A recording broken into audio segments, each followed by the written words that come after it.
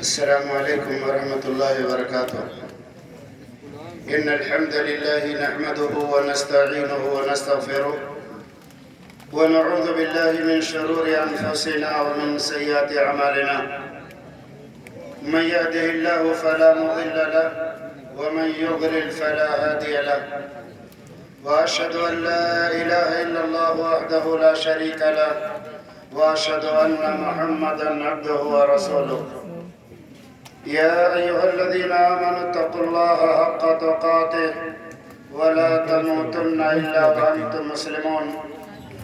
يا أيها الناس اتقوا ربكم الذي خلقكم من نفس واحدة وخلق منها زوجها وبث منهما رجالا كثيرا ونساء واتقوا الله الذي تساءلون به والأرحام إن الله كان عليكم رقيبا. يا أيها الذين آمنوا اتقوا الله وقولوا قولا سديدا يصلح لكم أعمالكم ويغفر لكم ذنوبكم ومن يطع الله ورسوله فقد فاز فوزا عظيما. أما بعد فإن خير الحديث كتاب الله وخير الهدي هدي محمد صلى الله عليه وسلم وشر الأمور محدثاتها وكل محدثة بدعة وكل بدعة ضلالة وكل ضلالة في النار. أعوذ بالله من الشيطان الرجيم. بسم الله الرحمن الرحيم. أقيموا الصلاة ولا تكونوا من المشركين. وقال النبي صلى الله عليه وسلم بين الرجل والكفر أو الشرك ترك الصلاة. محترم استاذ گرامی قدر مولانا ابوالعاص وحیدی صاحب حفظہ اللہ، دیگر علماء کرام، بزرگوں، نوجوانوں، عزیز بچوں، میری ماں اور بہنوں، حمد و صلوات کے بعد بلا تمہید کے میں بات شروع کرنا چاہتا ہوں، لیکن بات شروع کرنے سے پہلے ایک سوال میں آپ سے کرنا چاہتا ہوں. خاص طور پر اہیرا ڈیہا والوں سے یہ سوال ہے. سوال عمومی ہر ایک کے لیے ہے، لیکن یہ اجلاس رچایا بسایا ہے اہیرا ڈیہا والوں نے، اس لیے بطور خاص ان سے سوال ہے. جواب میں چاہوں گا زبان سے اور ہاتھ سے. آپ کے پاس اگر نوجوان لڑکی ہے، آپ شادی کرنا چاہتے ہیں، اس لڑکی کی تلاش کرتے کرتے ایک نوجوان آپ کو ایسا ملا جس نوجوان کے بارے میں آپ کو معلوم ہوا، لوگوں نے بتایا یہ نوجوان زناکار ہے، نوجوان بڑا خوبصورت ہے، تاجر ہے، یہ ہے وہ ہے، لیکن زناکار ہے. میں آپ سے پوچھنا چاہتا ہوں، یہ معلوم ہو جانے کے بعد کہ یہ نوجوان زناکار ہے، کیا آپ اپنی بیٹی کی شادی اس زناکار نوجوان سے کریں گے؟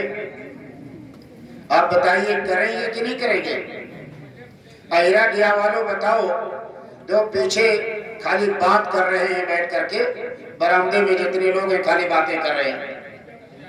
سوال میں کر رہا ہوں، آپ جواب دیجئے.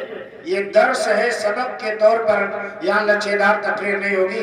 یہ سبق کے طور پر میں آپ سے پوچھوں گا اور آپ کو پڑھاؤں گا اور بتاؤں گا. زناکار نوجوان ہے، کیا آپ اپنی لڑکی کی شادی اسے کریں گے؟ بولیے بھائی پیچھے والے، اس کا مطلب کریں گے. ایک نوجوان ایسا آپ کو ملا، وہ بھی تاجر ہے، بینک بیلنس والا ہے، زمین و جائیداد والا ہے، لیکن وہ نوجوان، اس کے بارے میں جب آپ نے تفتیش کیا، پتہ لگایا، تو پتہ یہ چلا کہ وہ چوریاں کرتا ہے.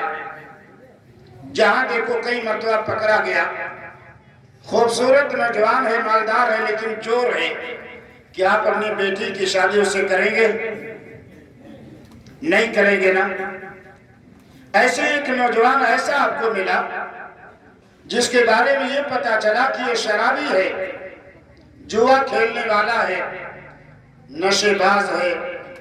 کیا ایسے نوجوان سے آپ اپنی بیٹی کی شادی کریں گے؟ نہیں کریں گے نا؟ زناکار سے نہیں کریں گے، چور سے نہیں کریں گے، شرابی سے نہیں کریں گے، بڑے بڑے جرائم کا ارتکاب کرنے والے نوجوان سے آپ اپنی لڑکی کی شادی نہیں کریں گے۔ ایک سوال اور کر لیتا ہوں کہ ایسا نوجوان آپ کو ملا جس نوجوان کے اندر بہت ساری خوبیاں ہیں، بہت ساری اچھائیاں ہیں، مال و دولت والا بھی ہے، حسب و نسب والا بھی ہے، صاحب جائیداد ہے، لیکن مسئلہ یہ ہے، خرابی اس کے یہاں یہ ہے کہ وہ بے نمازی ہے۔ کیا آپ اپنی نوجوان لڑکی کی شادی اس مالدار خوبصورت نوجوان سے جو بے نمازی ہے، آپ اپنی لڑکی کی شادی کریں گے کہ نہیں کریں گے؟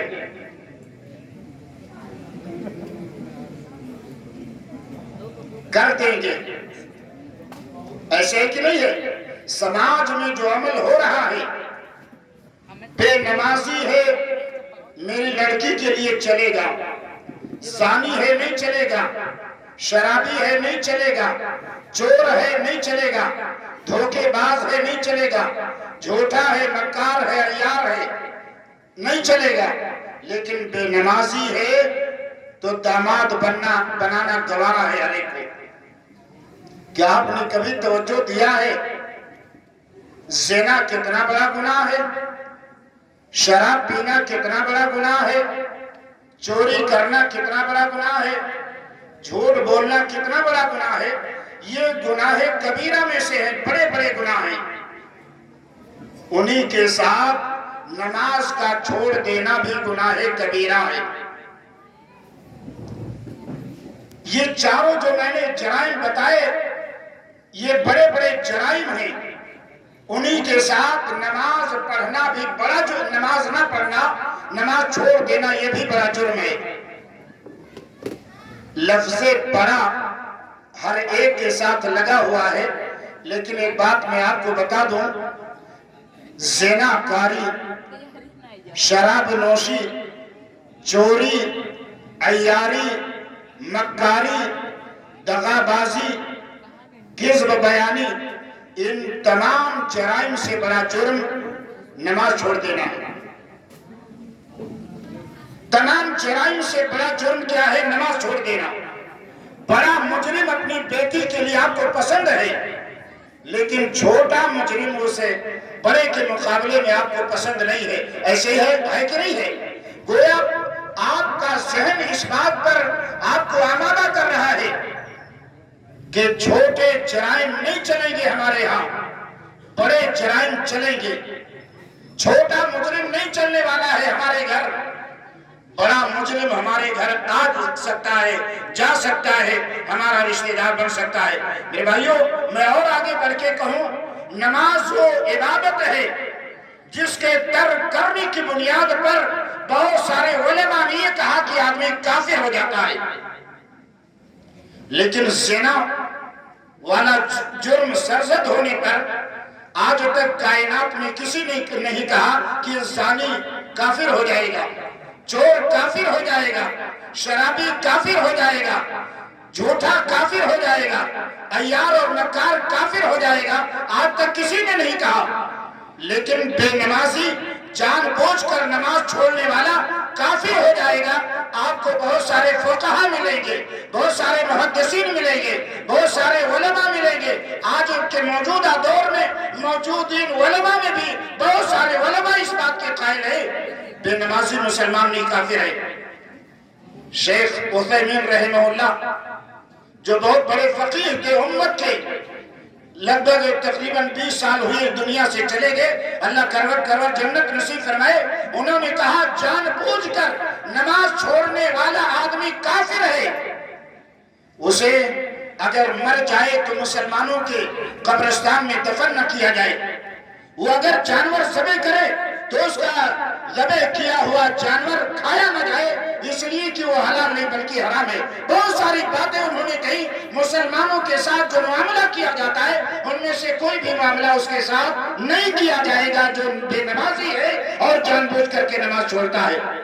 اور آپ تو تیار ہیں اس آدمی کو اپنے داماد بنانے کے لیے جو کافروں کے دائرے اور زمرے میں آ جاتا ہے، لیکن جو فاسق ہے، فاجر ہے، لیکن مسلمان کا کلمہ اس کے ساتھ لگا ہوا ہے، مومن کا کلمہ اس کے ساتھ لگا ہوا ہے، اسے داماد بنانے کے لیے تیار نہیں ہے، لیکن جس کے ساتھ مومن اور مسلم کا کلمہ لگنے کے تعلق سے اختلاف ہے، یہ لگے گا کہ نہیں لگے گا، مومن کہلائے گا یا نہیں کہلائے گا، مسلمان کہلائے گا یا نہیں کہلائے گا، دائرہ اسلام میں وہ ہے کہ نہیں ہے، ایسے آدمی کو داماد بنانے کے لیے آپ تیار ہیں؟ اس لیے تیار ہیں کہ آپ خود بے نمازی ہیں، اس لیے تیار ہیں کہ آپ کی بیوی بے نمازی ہے، اس لیے تیار ہیں کہ آپ کی بیٹی بے نمازی ہے، اس لیے تیار ہیں کہ آپ کا بیٹا بے نمازی ہے، اس لیے تیار ہیں کہ آپ کا پورا گھر بے نمازی ہے۔ یہ اجلاس رچانے سے کام چلنے والا نہیں ہے۔ اجلاس رچا لینا آپ کے کامیابی کا ذریعہ نہیں بن سکتا ہے، آخرت کے میدان میں کامیابی کا اور جہنم سے نجات پانے کا ذریعہ نہیں بن سکتا ہے۔ آپ جان بوجھ کر یہ جانتے ہیں کہ نماز فرض ہے، یہ جانتے ہیں نماز کسی حالت میں معاف نہیں ہے، یہ جانتے ہیں کہ نبی کائنات صلی اللہ علیہ وسلم نے فرمایا من ترک الصلاۃ متعمدا فقد کفر، جان بوجھ کر نماز چھوڑ دینے والا کافر ہو جاتا ہے۔ یہ الگ مسئلہ ہے، بعض لوگوں نے تعویل کی ہے یہ کفر دون کفرن ہے، چھوٹا کفر ہے بڑا کفر نہیں ہے، یہ الگ مسئلہ ہے، لیکن حدیث کے الفاظ ہیں کہ من ترک الصلاۃ متعمدا فقد کفر، جان بوجھ کر نماز چھوڑ دینے والا کفر کر رہا ہے۔ زناکار کفر نہیں کر رہا ہے، فسق اور فجور اور گناہ کا کام کر رہا ہے لیکن کفر نہیں کر رہا ہے۔ چوری کرنے والا فسق کر رہا ہے، گناہ کا کام کر رہا ہے لیکن کفر والا کام نہیں کر رہا ہے، لیکن وہ ہمیں پسند ہے اس لیے کہ ہم بھی وہی ہیں، ہم بھی اسے میدان میں ہیں، اسی جھولی کے چٹے بٹے ہیں۔ میرے بھائیو، نماز وہ عبادت ہے جس عبادت کے تعلق سے اللہ رب العالمین نے فرمایا اقیموا الصلاۃ ولا تکونوا من المشرکین۔ یہ دو جملے ایک ساتھ اللہ تعالیٰ نے بیان کی، اقیموا الصلاۃ ولا تکونوا من المشرکین، معنی کیا ہے؟ نماز قائم کرو، مشرکوں میں سے نہ ہو جاؤ۔ آپ اندازہ لگائیں، نماز قائم کرو کا حکم رب نے دیا، فوراً یہ کہا مشرکوں میں سے نہ ہو جاؤ۔ ان دونوں جملوں کو اللہ تعالیٰ نے اکٹھا کیوں کیا؟ بہت سارے مفسرین نے یہ کہا کہ ان دونوں جملوں کو اکٹھا کر کے یہ بتانا ہے کہ اگر آپ نماز قائم کرتے ہیں، نماز ادا کرتے ہیں تو آپ مشرک نہیں ہیں، لیکن اگر نماز نہیں ادا کرتے تو آپ کافر اور مشرک ہیں۔ کتنی بڑی بڑی، کتنی زبردست تحدید اور دھمکی اللہ رب العالمین کی جانب سے دی گئی، لیکن اس کے باوجود ہم ہیں کہ نماز ہمیں پسند نہیں ہے۔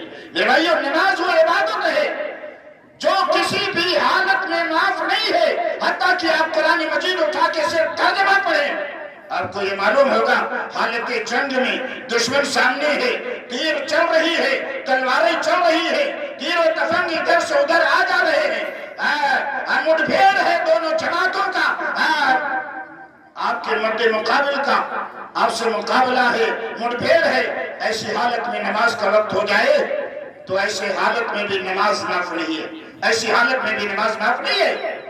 ہتھیار آپ کے اوپر ہے، آپ کا رخ قبلہ کی جانب نہیں ہے، دوسری جانب ہے، آپ چلتے ہوئے ہتھیار چلاتے رہیں، یہ اشارے سے نماز پڑھتے رہیں، جس بھی جانب آپ کا رخ ہو جائے، جس بھی انداز میں آپ ہو اور چل رہے ہو، آپ کو نماز وقت پہ ادا کرنی ہے۔ یہ رب کائنات نے قرآن مجید کے اندر کہا۔ کیا ہے ہمارے اندر جرات؟ ہمارے پاس تو ٹائم ہے، ہمارے پاس صحت و تندرستی ہے، ہمارے پاس مسجد تک پہنچنے کی صلاحیت اور قوت ہے، کوئی چھیڑخانی کرنے والا نہیں ہے، کوئی روکنے والا نہیں ہے، اس کے باوجود مؤذن کی آواز حی علی الصلاۃ اور حی علی الفلاح سننے کے بعد ہم ہوٹل کا رخ کرتے ہیں، हम नक्कड़ का वो करते हैं, चौराहों का वो करते हैं, दोस्त अहबाब की मजलिसों का और महफिलों का वो करते हैं। मेरे भाइयों, कुरान मजीद में अल्लाह रब्बुल आलमीन ने जन्नत और जहन्नम के अंदर रहने वालों की बात नकल की है, और नकल करते हुए अल्लाह ताला ने फरमाया जन्नती जन्नत में होंगे, जहन्नमी जहन्नम के अंदर होंगे। आज दुनिया के अंदर लोग कहते हैं यहाँ मजे उड़ा लो, वहां देखा जाएगा, और कौन देखने जाएगा? ये जुमला हमारा मुसलमान भाई कहता है, कौन देखने जाएगा? मैं कहता हूँ कि कुरान कहता है आप देखने जाएंगे, आप देखेंगे, पहचानेंगे। ऐसे ही जैसे आप अमेरिका के अंदर चले जाइए, अगर आपके इलाके का, आपके पहचान का कोई वहां इत्तेफाक नजर आ जाए, मुलाकात करनी मकसूद नहीं थी लेकिन जा रहे थे, इत्तेफाक से सामने आ गया, सलाम और कलाम करने के बाद क्या हाल चाल पूछेंगे कि नहीं पूछेंगे? आप सोच नहीं सकते थे वो आदमी, उस आदमी से हमारी मुलाकात होगी, लेकिन अचानक मुलाकात आपकी हो जाती है, और मुलाकात हो जाने के बाद हाल चाल पूछते हैं। जन्नती जन्नत में, जहन्नमी जहन्नम में। जन्नती जब जहन्नम की जानिब नजर दौड़ाएंगे, ऐसे चेहरे नजर आएंगे जिन्हें पहचानते होंगे। आप कहते हो कोई देखने जाएगा? कुरान की आयत बता रही है या कि देखेंगे, पहचानेंगे और पूछेंगे। मा सलककुम फी सकर। मेरे भाई, आप गांव के प्रधान थे, आप एमएलए और एमपी थे, आप वजीर थे, आप जिम्मेदार थे गांव के, आप बैंक बैलेंस वाले थे, बहुत बड़े ताजिर थे, इतना बड़ा मकाम मर्तबा आपका था, आपका रोब उतार चलता था, आपकी कुव्वत और कुव्वते सलाबत से लोग डरा करते थे और खौफ खाया करते थे। वजह क्या है? आप जहन्नम के अंदर चले आए। एक आदमी जुर्म करके जेल के अंदर अगर बंद हो जाए और महीनों जेल के अंदर रहे, आप उससे मिलने जाएंगे, गेट पर जब वो आएगा, आपके सामने आएगा, आप पूछेंगे बाबू कैसे हो, क्या हुआ, कैसे तुम जेल में आ गए? ऐसे सीना तान के नहीं बोल पाएगा, सर झुका के बाबू का बहुत बड़ा जुर्म किया। लेकिन अब रोने से काम नहीं चलने वाला है, सर झुका के सामने वाले से गुफ्तगू करने से काम चलने वाला नहीं है। आप मुजरिम हैं, इसलिए मुजरिम वाला सलूक आपके साथ किया जाएगा, वही बर्ताव किया जाएगा जो जुर्म करने वाले के साथ कानून बनाया गया है और मुतय्यन किया गया है, वही मामला, वही बर्ताव आपके साथ किया जाएगा। जन्नती पूछ रहे हैं मा सलककुम फी सकर। मेरे भाई, आप जहन्नम में कैसे आ गए?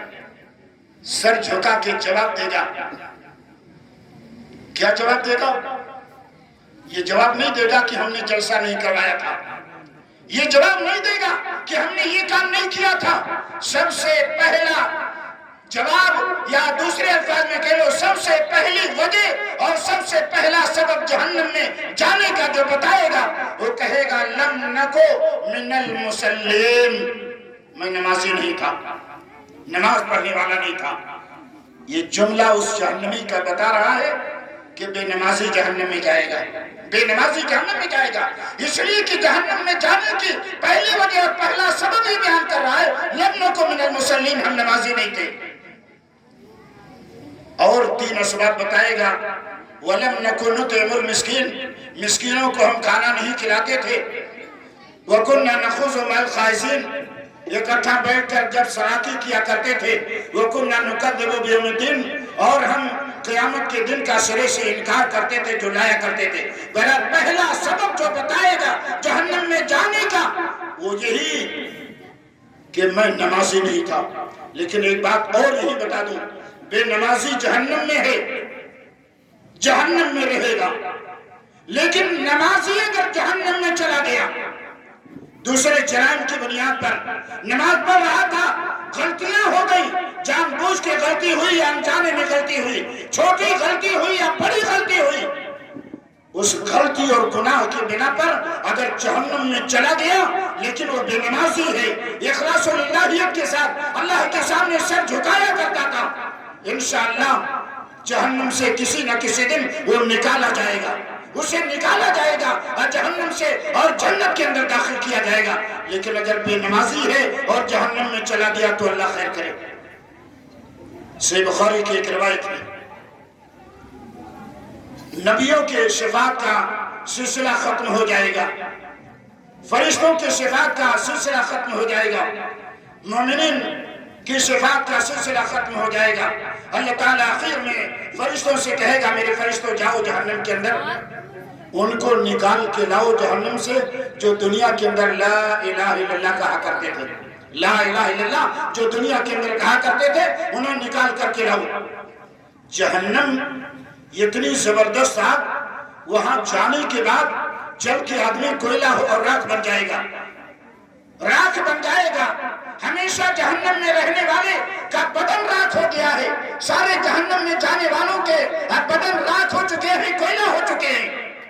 فرشتے اللہ سے کہیں گے اللہ ہم جہنم میں تو ضرور جائیں، لا الہ الا اللہ کہنے والے کو تلاشیں، لیکن جہنم میں جانے کے بعد سارے جہنمی جل کے کوئلہ ہو چکے ہیں، راکھ ہو چکے ہوں گے، ہم کیسے پہچانیں گے یہ راکھ جنتی کی ہے، یہ راکھ لا الہ الا اللہ کہنے والے کی ہے، اور یہ راکھ لا الہ الا اللہ کہنے والے کی نہیں ہے؟ یہ پہچانیں گے ہم کیسے؟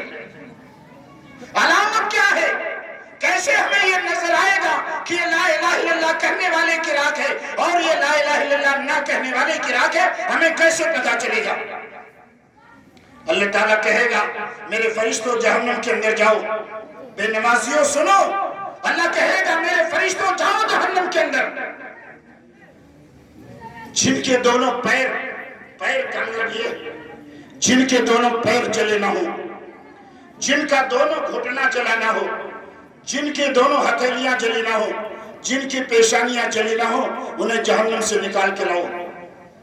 دونوں قدم، دونوں گھٹنے، دونوں ہتھیلیاں، 6 پیشانی 7، یہ 7 اعضائے بدن جس کے جلے نہ ہو انہیں جہنم سے نکال کر کے لاؤ۔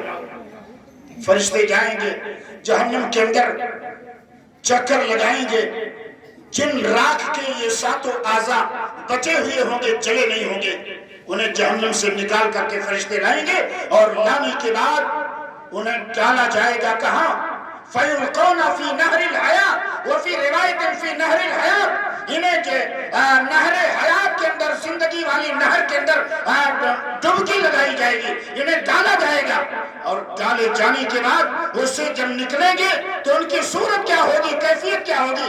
اللہ کے نبی جناب محمد رسول اللہ صلی اللہ علیہ وسلم نے فرمایا جیسے سیلاب آیا ہوا ہے، سیلاب آیا، سیلاب کا جھاگ کوڑا کرکٹ کنارے آ گیا ہے، اور سیلاب جب ختم ہونے لگا کوڑا کرکٹ وہیں رک گیا جو کنارے لگا تھا، رک گیا، اس کے اندر کہیں کہیں کچھ دانے ہیں، کچھ دنوں کے بعد کوڑے کرکٹ کے نیچے دب کر کے رہنے والا دانا اس کے اندر پودا نکلتا ہے، کوڑے کے نیچے ہے وہ دانا، کوڑے کے نیچے وہ پودا نکل رہا ہے۔ ہمارا اور آپ کا تجربہ ہے جہاں گھاس ہو وہاں کوئی چیز لا کر کے رکھ دیجئے، 15-20 دن کے بعد دیکھیے اس جگہ کے گھاس کا عالم کیا ہوتا ہے، ساری گھاس پیلی ہو جاتی ہے، وہ جو پودا نکلے گا پیلا ہوگا، گرد و غبار کے اندر کوڑا کرکٹ کے نیچے ہے پیلا ہوگا، دوسرے ٹیڑھا میڑھا ہوگا۔ اللہ کے نبی صلی اللہ علیہ وسلم فرماتے ہیں جب نہر حیات کے اندر ڈال کر کے نکالا جائے گا تو ان کی حالت اور ان کی کیفیت وہی ہوگی جو کوڑا کرکٹ کے نیچے نکلنے والے پودے کی ہوتی ہے۔ لیکن میں آپ سے پوچھنا چاہتا ہوں جہنم کی آگ کن لوگوں کے ان 7 اعضاء کو جلائے گی نہیں؟ اللہ کے نبی صلی اللہ علیہ وسلم کی ایک حدیث آپ کو سنا دو پھر آگے بتاتا ہوں۔ اللہ کے نبی صلی اللہ علیہ وسلم نے فرمایا اُمِرْتُ أَنْ أَسْجُدَ عَلَى 7 أَعْضَاءٍ، مجھے حکم دیا گیا ہے کہ میں 7 اعضوں پر سجدہ کروں۔ آدمی جب سجدے کے حال میں ہوتا ہے دونوں قدم زمین سے ٹچ ہوتا ہے، دونوں گھٹنے زمین سے ملے ہوتے ہیں، دونوں ہتھیلیاں زمین پہ ہوتی ہیں، یہ پیشانی زمین پہ ہوتی ہے۔ اللہ کے نبی صلی اللہ علیہ وسلم نے فرمایا اللہ تعالیٰ نے جہنم پر حرام قرار دیا ہے کہ بندے کے اعضائے سجدہ کو جلائے، اور جنت جہنم کی آگ کے اندر یہ قوت نہیں ہے، یہ صلاحیت نہیں ہے کہ بندے کے اعضائے سجدہ کو جلائے، اس عضو اور اس حصے کو جلائے جس حصے کو سجدہ کرتے ہوئے رب کے سامنے مقدر پیشانی دیتے ہوئے بندے نے ان 7 اعضاء کو زمین پہ رکھا ہے۔ جہنم کی آگ ان 7 اعضائے سجدہ کو نہیں جلا سکتے۔ اگر آپ نے سجدہ کیا ہے رب کے سامنے. یہ ساتوں اعضا روزانہ آپ کے زمین سے ملتے ہیں، ٹچ کرتے ہیں. اگر دوسرے گناہوں اور دوسرے جرائم کی بنیاد پر خدا نخواستہ اگر جہنم میں چلے گئے، یہ ہمارے اعضائے سجدہ جلیں گے نہیں، باقی ہوں گے. اور جب رب کائنات کی جانب سے فرشتوں کو حکم ہوگا جاؤ جہنم کے اندر لا الہ الا اللہ کہنے والوں کو تلاش کر کے لاؤ، یہ آئیں گے جہنم کے اندر، تلاشیں گے، چکر لگائیں گے. ہمارے یہ 7 اعضائے جسمانی جلے نہیں ہوں گے، اعضائے سجدہ جلے نہیں ہوں گے. ہمیں پہچان لیں گے فرشتے اور نکال کر کے لے جائیں گے، نہر حیات میں ڈالیں گے اور اس کے بعد وہاں سے نکال کے جنت کے اندر داخل کیا جائے گا. لیکن اگر بے نمازی آپ ہیں اور جہنم میں خدا نخواستہ چلے گئے، آپ کے اعضائے سجدہ جنہیں سجدے کی حالت میں زمین پر ٹیکنا تھا، آپ نے ٹیکا نہیں ہے، آپ رب کے سامنے قیام نہیں کیے ہیں، آپ نے رب کے سامنے رکوع نہیں کیا ہے، آپ نے رب کے سامنے مقدس پیشانی کو ٹیکتے ہوئے 7 اعضائے سجدہ کو زمین سے ٹیک نہیں کیا ہے، زمین پہ رکھا نہیں ہے. خدا نخواستہ اگر جہنم میں چلے گئے تو فرشتے نہ پہچانیں گے، اور جب نہیں پہچانیں گے تو نکالا نہیں جائے گا. اور یہ آخری نکالنا ہے جہنم سے، اور یہ آخری مرتبہ آخری موقع پر جب نہیں نکالا جائے گا تو ہمیشہ جہنم کے اندر چلنا ہوگا.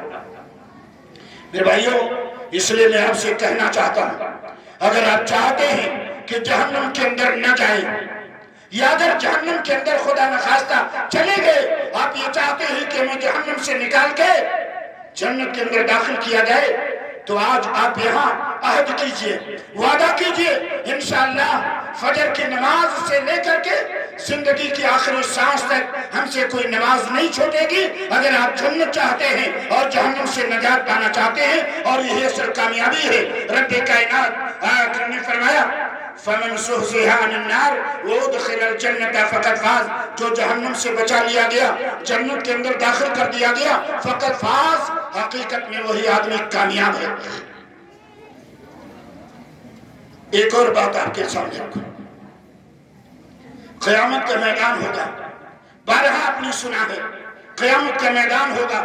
یہ سورج جو اس وقت کروڑوں میل کے دوری پر ہم سے ہے، لیکن 12-1 بجے آپ 1 گھنٹہ دھوپ میں کھڑے رہنے کی طاقت اور ہمت نہیں کرتے. کسی کے اندر جرات نہیں ہے 1 گھنٹہ بلا وجہ باہر میدان میں سورج کے نیچے کھڑا رہے، جرات نہیں ہے، جبکہ یہ سورج ہے کروڑوں میل کی دوری پر ہے. قیامت کا میدان ہوگا، میدان حشر میں یہی سورج سوانیزے پہ ہوگا. ہمارے سر سے ایک بالش، ایک بتا جس کو ہم کہتے ہیں، یا سرنے کی سلائی کے برابر ہمارے سر کے اوپر ہوگا. آپ بتاؤ گرمی کا کیا عالم ہوگا، کس قدر گرمی لگے گی، میدان محشر میں رہنے والے کس قدر پریشان ہوں گے. اللہ کے نبی صلی اللہ علیہ وسلم نے فرمایا گرمی کا یہ عالم ہوگا، اتنا پسینہ نکلے گا، اتنا پسینہ نکلے گا، کوئی پنڈلی تک، کوئی رام تک، کوئی کمر تک، کوئی سینے تک، اور کوئی منہ تک، اور کوئی مکمل پسینے میں ڈوبا ہوا ہوگا. اتنی گرمی ہوگی، اتنی تپش ہوگی، اتنا پسینہ بدن سے نکلے گا، اپنے اعمال کے مطابق لوگ پسینے میں سرابور ہوں گے اور پسینے میں ڈوبے ہوں گے. اتنی زبردست گرمی ہوگی. میرے بھائیوں، اس آخرت کے میدان میں اتنی زبردست جب گرمی ہوگی تو پیاس لگے گی کہ نہیں لگے گی؟ آپ بتاؤ پیاس لگے گی کہ نہیں لگے گی؟ بہت سست آدمی ہیں یہاں کے، حقیقت بول رہا ہوں. بہت سارے جلسوں میں گئے اور میں سوال و جواب کرتا ہوں، جواب دینے والے بہت چست ہوتے ہیں، لیکن یہاں جواب دینے والے نظر نہیں آتے، اس لیے کہ تقریر اچھی نہیں لگتی ہے کہ نہیں ہے.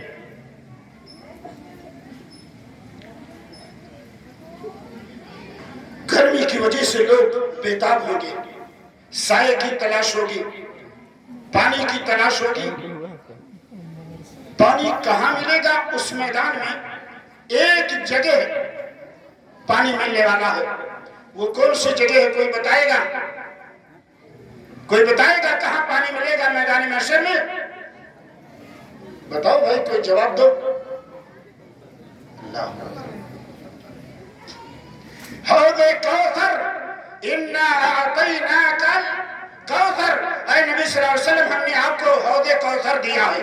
हौद कौसर वो बड़ा, आज के अपनी जुबान में कह बहुत बड़ा तालाब होगा जिसका पानी दूध से ज्यादा सफेद, शहद से ज्यादा मीठा, मुश्क से ज्यादा खुशबूदार होगा। जो एक मरतबा पी लेगा कभी उसे प्यास नहीं लगेगी। हौज़ कौसर होगा जहां पानी मिलेगा। लेकिन सवाल यह है कि पानी मिलेगा किसको, ये भी मसला है।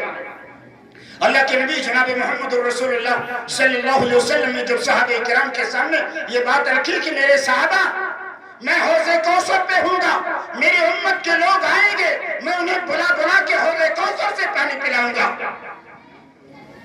सहाबा ने कहा, अल्लाह के नबी, आखिरत का मैदान जहां आदम अलैहिस्सलाम से लेकर के क़यामत की सुबह तक पैदा होने वाले तमाम के तमाम इंसान होंगे, कमोबेश 1 लाख नबियों की उम्मतें उसे मैदान महशर में होंगी। आप अपनी उम्मत के लोगों को कैसे पहचानेंगे और कैसे बुला करके पानी पिलाएंगे? अल्लाह के नबी सल्लल्लाहु अलैहि वसल्लम ने एक मिसाल दी। कहा, मेरे साथियों बताओ, चटियल मैदान हो, वहां तमाम लोगों के घोड़ों के रेवड़ हो, तुम्हारा घोड़ा भी उसी मैदान में चल रहा हो, तुम्हारे घोड़े का रंग बकिया दीगर लोगों के घोड़ों के रंग से अलग हो, मुख्तलिफ हो, क्या तुम्हारा घोड़ा चढ़ते चढ़ते तुम्हारे सामने से अगर गुजरेगा पहचान लोगे अपने घोड़े को कि नहीं पहचान लोगे? अल्लाह के नबी, अपने घोड़े को कौन नहीं पहचान लेगा, जबकि मेरे घोड़े का कलर तमाम घोड़ों के कलर और रंग से अलग होगा, पहचानने में कोई दिक्कत नहीं होगी। अल्लाह के नबी सल्लल्लाहु अलैहि वसल्लम ने फरमाया, मेरे सहाबा, मैं अपनी उम्मत को पहचान लूंगा। मेरी उम्मत का आदमी जब मेरे सामने से गुजरेगा मैं उसे पहचान लूंगा। और कैसे पहचान लूंगा? अल्लाह के नबी सल्लल्लाहु अलैहि वसल्लम ने फरमाया, मेरी उम्मत के आदमी का चेहरा चमक रहा होगा, हाथ चमक रहा होगा, पैर चमक रहा होगा। हाथ, पैर, चेहरा, इन तीनों आज़ाए जिस्मानी के चमक को देखकर मैं पहचान लूंगा ये मेरे उम्मत के अफराद हैं और मैं बुला करके पानी पिलाऊंगा। लेकिन सवाल ये है कि ये किसके हाथ चमकेंगे, किसका पैर चमकेगा, किसका चेहरा चमकेगा? क्या उस नौजवान का चेहरा चमकेगा जो 10 बजे का अलार्म लगा के सोता है और 10 बजे जब उठता है जाके नहाता और गुस्ल करता है और गुस्ल करने के बाद आकर के चेहरे पर गाजा और पाउडर और क्रीम लगाता है और बड़े शीशे के सामने लेके अपने चेहरे को चमकाता है? क्या ये गाजा, पाउडर और क्रीम की चमक होगी जो आखिरत के मैदान में चमकाने वाली होगी? मेरे भाइयों, आखिरत का मैदान तो दूर की बात है, ये गाजा, पाउडर, ये क्रीम, अतिब्बा से और डॉक्टरों से पूछो, इसी दुनिया के अंदर तुम्हारे चेहरे के चमड़े का कलर बदल देते हैं। वक्ती तौर पर चमक आती है, लेकिन मुसलसल लगाने की वजह से चमड़े का जो निखार है, निखार असली है, वो बहुत जल्द बदल जाता है, चमक मिट जाती है और झुर्रियां चेहरे पर पैदा हो जाती है। ये अतिब्बा और डॉक्टर बताते हैं। ये क्रीम और पाउडर वाली चमक जिससे हम चेहरा चमकाते हैं, ऑफिस में जाते हैं, रोड पर जाते हैं, लड़कियों को दिखाते हैं चमका करके, ये क्रीम और पाउडर और गाजी की चमक नहीं होगी, बल्कि ये चमक आएगी कहां से? कहां से आएगी? हजरत अबू हुरैरा रज़ियल्लाहु ताला अन्हु की एक बात नकल कर दो, फिर आपको समझ में बात आ जाएगी। अल्लाह के नबी सल्लल्लाहु अलैहि वसल्लम के प्यारे सहाबी हजरत अबू हुरैरा रज़ियल्लाहु ताला वजू बना रहे थे, तो उन्होंने वजू बनाते हुए हाथ यहाँ तक धुल डाला। सहाबा ने पूछा, साहबा ने जिन्होंने देखा कि अबू हुरैरा यहाँ तक हाथ धुल रहे हैं, अबू हुरैरा से पूछा, अबू हुरैरा यहाँ तक क्यों हाथ धो रहे हो? जबकि कुरान में है अलल मराफिक के हुलियों समेत धुलो। वजू बनाते हुए ये जो हड्डी नजर आ रही है इसको मिला करके हाथ इधर धुल लिया करो। अबू हुरैरा रज़ियल्लाहु ताला ने कहा, मैं इसलिए यहाँ तक धुलता हूँ ताकि आखिरत के मैदान में मेरे हाथ के अंदर चमक खाली यही तक ना रहे बल्कि यहाँ तक चमक रहे। क्या पता चला? वजू का पानी जहां तक पहुंचता है वजू बनाते हुए आखिरत के मैदान में उतना चमकेगा, आखिरत के मैदान में उतना चमकेगा جہاں تک آپ کے بدن پر وضو کا پانی پہنچا ہے آخرت کے میدان میں چمک رہا ہوگا، اس امت کی ہی علامت اور پہچان ہوگی۔ اسی علامت اور پہچان کو دیکھ کر نبی کائنات جناب محمد رسول اللہ صلی اللہ علیہ وسلم پہچان لیں گے یہ میری امت کا فرد ہے، اسے بلا کے حوض کوثر سے پانی پلائیں گے۔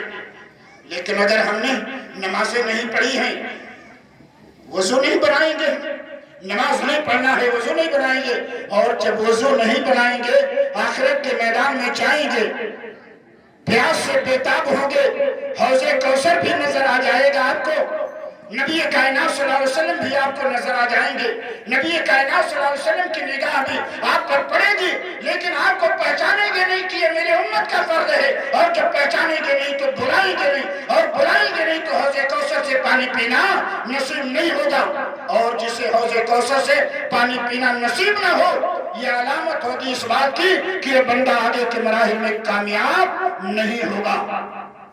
میرے بھائیو، اس لیے آپ چاہتے ہو حوض کوثر کا پانی پینا آپ کو نصیب ہو، نبی کائنات جناب محمد رسول اللہ صلی اللہ علیہ وسلم کے دست مبارک سے آپ کو پیالہ ملے، حوض کوثر کے پانی کا پیالہ آپ کو ملے۔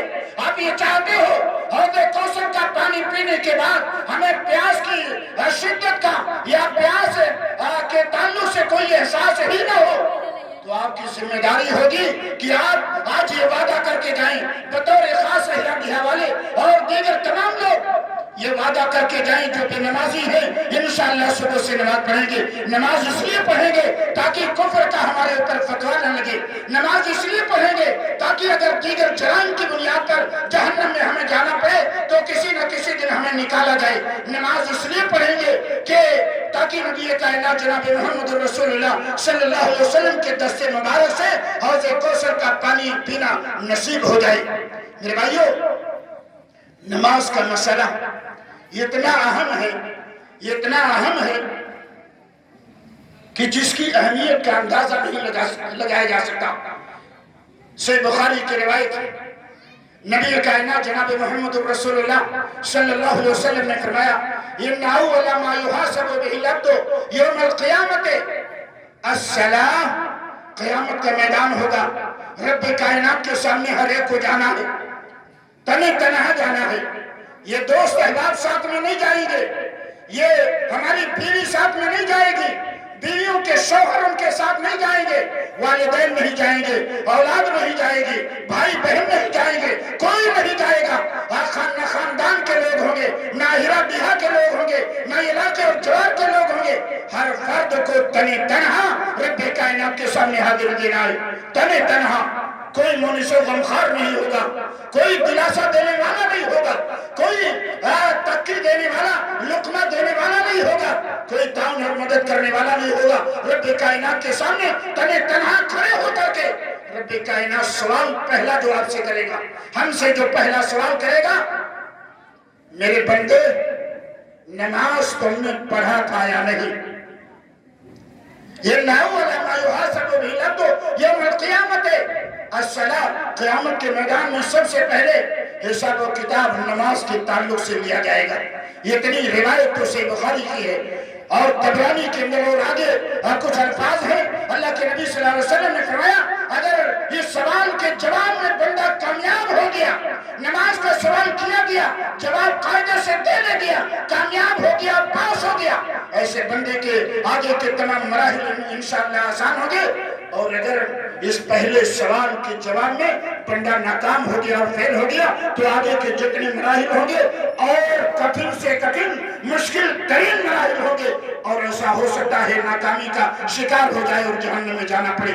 تو میرے بھائیو، قیامت کے میدان میں اعمال کے تعلق سے، حقوق اللہ کے تعلق سے سب سے پہلے نماز کے تعلق سے سوال ہوگا، اس لیے نماز کے تعلق سے سب سے پہلے سوال ہوگا، وہ روایت بار بار آپ نے سنا ہے، بنی الاسلام علی خمس، شہادت اللہ الہ الا اللہ وان محمد رسول اللہ و اقام الصلاۃ، عقیدہ توحید کے بعد اللہ تعالیٰ کی وحدانیت کا اقرار کر لینے کے بعد، اللہ تعالیٰ کو تمام معاملات میں یکتا و تنہا مان لینے کے بعد، رب کی ربوبیت کا، رب کے معبود ہونے کا اقرار کر لینے کے بعد سب سے پہلی ذمہ داری جو ہمارے اور آپ کے کندھے پہ ڈالی گئی ہے وہ نماز ہے، وہ نماز ہے۔ سب عبادات میں سب سے پہلے نمبر پہ نماز ہے۔ اور میں نے آپ کو بتایا نماز کسی بھی حالت میں معاف نہیں ہے۔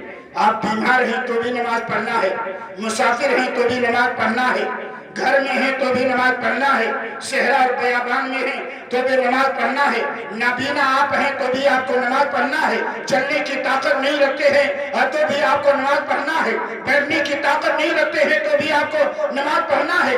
صرف ایک حالت میں نماز معاف ہے، وَعَنْ مَجْنُونٍ حَتَّى يَفِيقَ۔ آپ مجنون ہو جائیں، دیوانہ ہو جائیں، آپ کی عقل ٹھکانے نہ رہے، پاگل ہو جائیں، پاگل پنی والی حالت جب تک آپ کی ہے نماز آپ سے معاف ہے۔ عقل ٹھکانے آ جانے کے بعد چاہے جس حالت میں آپ ہیں نماز معاف نہیں۔ صحابی رسول جو نابینا تھے، جن کے گھر اور مسجد نبوی کے درمیان نالا تھا، جھاڑیاں تھیں، جنگلی جانور رہا کرتے تھے، صحابی رسول اللہ کے نبی جناب محمد رسول اللہ صلی اللہ علیہ وسلم کے پاس آئے، کہا اللہ کے نبی میں نابینا آدمی ہوں، غور کیجئے میں نابینا آدمی ہوں،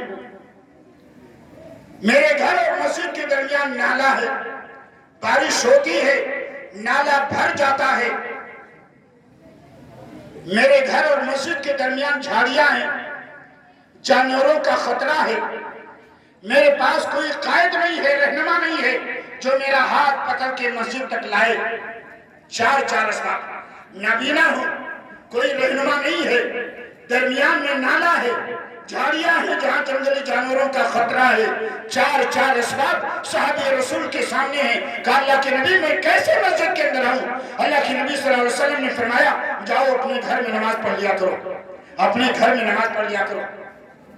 صحابی رسول واپس جانے لگے، کچھ دور گئے، اللہ کے نبی صلی اللہ علیہ وسلم نے بلائی ادھر آؤ، میرے ساتھی ادھر آؤ۔ آئے صحابی رسول اللہ کے نبی صلی اللہ علیہ وسلم کے پاس، اللہ کے نبی نے ایک سوال کر لیا، هل تسمع النداء، کیا تم اذان کی آواز سنتے ہو؟ غور کیجئے کیا سوال کیا؟ چار اسباب صحابی نے بیان کیے، اللہ کے نبی صلی اللہ علیہ وسلم کو چاروں اسباب کا علم ہوا، یہ اجازت دے دی جانے کی کہ گھر پہ آپ نماز پڑھ لیا کرو، لیکن بلانے کے بعد ایک سوال کر لیا هل تسمع النداء، کیا تم اذان کی آواز سنتے ہو؟ صحابی رسول نے کہا اللہ کے نبی اذان کی آواز تو میرے کان تک آتی ہے۔ کہا تب تمہیں گھر میں نماز پڑھنے کی اجازت نہیں، بھلے نابینا ہو، بھلے لانے والا کوئی نہیں ہے، بھلے بیچ میں نالا ہے، بھلے جھاڑیاں ہیں، جنگلی جانوروں کا خطرہ ہے، یہ چار اسباب ہونے کے باوجود اگر تم اذان کی آواز حی علی الصلاۃ اور حی علی الفلاح سنتے ہو، تمہیں گھر میں رہ کر کے نماز پڑھنے کی اجازت۔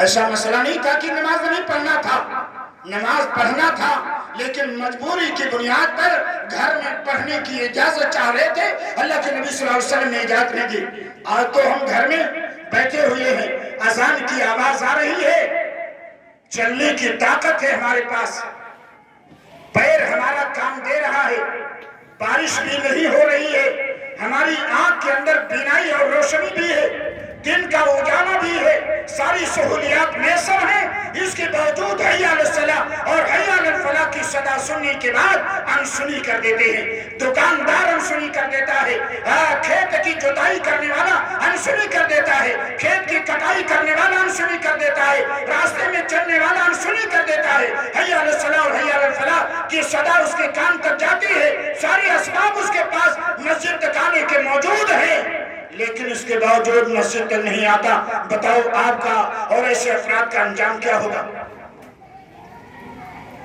قرآن مجید کی ایک چھوٹی سی سورت جسے ہم بار بار پڑھتے بھی ہیں، سنتے بھی ہیں، ہمارے بوڑھے حضرات اگر نماز پڑھتے ہیں تو اکثر سورت کو پڑھتے ہوں گے، ارائیت الذی یکذب بالدین فذلک الذی یدعو الیتیم، اس میں کیا ہے آخر میں؟ فویل للمصلین، ویل ہے نمازیوں کے لیے، ویل ہے نمازیوں کے لیے۔ ویل جہنم کا ایک حصہ ہے، ایک طبقہ ہے، ویل ہے جہنم نمازیوں کے لیے۔ میں نہیں کہتا نمازیوں کے لیے، رب نے کہا ویل للمصلین، ویل ہے نمازیوں کے لیے۔ کون سے نمازی؟ جو نماز تو پڑھتے ہیں، نماز نہیں چھوڑتے، لیکن جماعت کا اہتمام نہیں کرتے، وقت کا خیال نہیں کرتے، وقت بے وقت پڑھتے ہیں، جماعت سے کبھی پڑھتے ہیں، کبھی بلا جماعت کے تنہا پڑھتے ہیں، سستی اور غفلت کا شکار ہیں۔ نماز پڑھتے ہیں برابر، لیکن جماعت کے ساتھ برابر نہیں پڑھتے، نماز پڑھتے ہیں برابر، لیکن وقت کا خیال نہیں کرتے۔ رب کائنات نے ایسے نمازیوں کے لیے کہا فویل للمصلین، ایسے نمازیوں کے لیے تباہی ہے، ایسے نمازیوں کے لیے ویل ہے۔ آپ بتائیے اگر نمازیوں کے لیے ویل ہے تو کیا بے نمازیوں کے لیے جنت ہے؟ ویل سے بھی اگر بری کوئی اور تباہی ہے، بے نمازیوں کے لیے وہ تباہی ہے۔ اس لیے میرے بھائیوں، میری آخری بات سن کے ذہن و دماغ کے اندر گانٹھ دے کے لے جاؤ، یہ وعدہ کر کے جاؤ کہ انشاءاللہ العزیز اگر آپ نماز نہیں پڑھتے، فجر کے وقت سے آپ نماز پڑھیں گے۔ اگر آپ نے نماز نہیں پڑھا، کل قیامت کا میدان ہوگا، میں بھی گریبان پکڑ کے آپ پیش کروں گا۔ یہ ذرات، یہ ساری زمین جو سن رہی ہے، یہ بھی قیامت کے میدان میں گواہی دے گی۔ رب تیرے بندے نے تیرے قرآن کے ذریعے، تیرے نبی کی احادیث مبارکہ کے دلائل کے ذریعے نماز کی اہمیت بتایا تھا، نہ نماز پڑھنے کا انجام بھی بتایا تھا، لیکن سن کر انہوں نے انسنی کر دی۔ قیامت کے میدان میں یہ ساری چیزیں جو یہاں موجود ہیں، اینٹ کی شکل میں، سیمنٹ کی شکل میں، کوڑے کرکٹ کی شکل میں، دھول کی شکل میں، زمین کی شکل میں، انسان کی شکل میں، جس بھی شکل میں موجود ہے، قیامت کے میدان میں گواہی دے گی۔ اس لیے وعدہ کر کے جاؤ، انشاءاللہ فجر کے وقت سے ہم نماز پڑھنا شروع کریں گے اور تاحیات انشاءاللہ نہیں چھوڑیں گے۔ اللہ رب العالمین ہم سب کو نمازی بنائے۔ اب تک جو بے نمازی تھے، اللہ تعالی ہمارے اس گناہوں کو معاف فرمائے اور کوتاہیوں کو دامن اپنے میں جگہ دے۔ اقول قولی ھذا واستغفر اللہ لی ولکم ولسائر المسلمین من کل ذنب فاستغفروہ انہ هو الغفور الرحیم۔ وصلی اللہ تعالی علی نبینا محمد وعلی آلہ وصحبہ اجمعین برحمتک یا ارحم الراحمین۔ والسلام علیکم ورحمۃ اللہ وبرکاتہ۔ 3 منٹ ہم نے آپ کا زیادہ لے لیا۔ شکریہ، جزاک اللہ۔